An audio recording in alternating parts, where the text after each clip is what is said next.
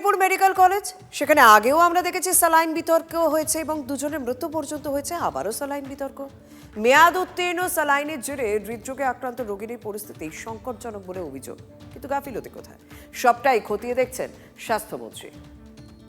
ঘটনা আগের বছর হলো, সেম ঘটনা এই বছর হলো, এটা তো একটু দেখা উচিত। গাফিলতি না হলে কি এইসব জিনিস কোনোদিনও মেদিনীপুর মেডিকেল কলেজে হতে পারে?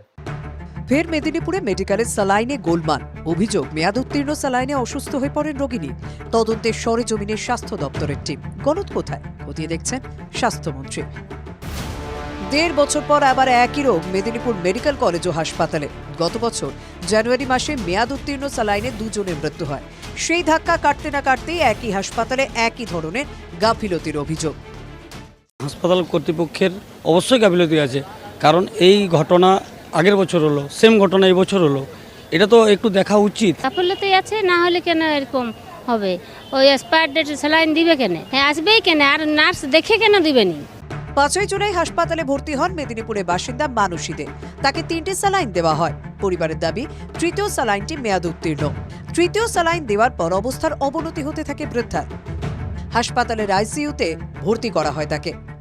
2026 মার্চের এক্সপায়ার হয়ে যাওয়া মাল ওষুধ, মায়ের বুকে ছাতিতে প্রবলেম হচ্ছে। গাফিলতি না হলে কি এইসব জিনিস কোনোদিনও মেদিনীপুর মেডিকেল কলেজে হতে পারে? হয়তো একটা দেওয়ার সঙ্গে সঙ্গে ডিটেক্টেড হয়েছে। দেওয়ার ঠিক নয়, মানে চালানোর সঙ্গে সঙ্গে পেশেন্ট স্টেবল আছে।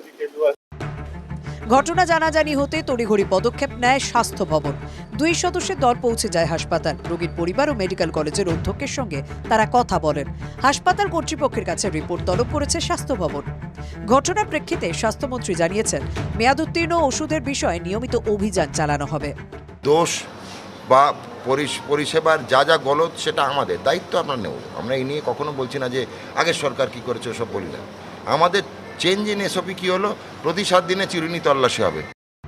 অভিযোগ উঠতেই পদক্ষেপ। কোথায় গলদ, কিভাবে ত্রুটি, সবেতেই নজর স্বাস্থ্য ভবনের।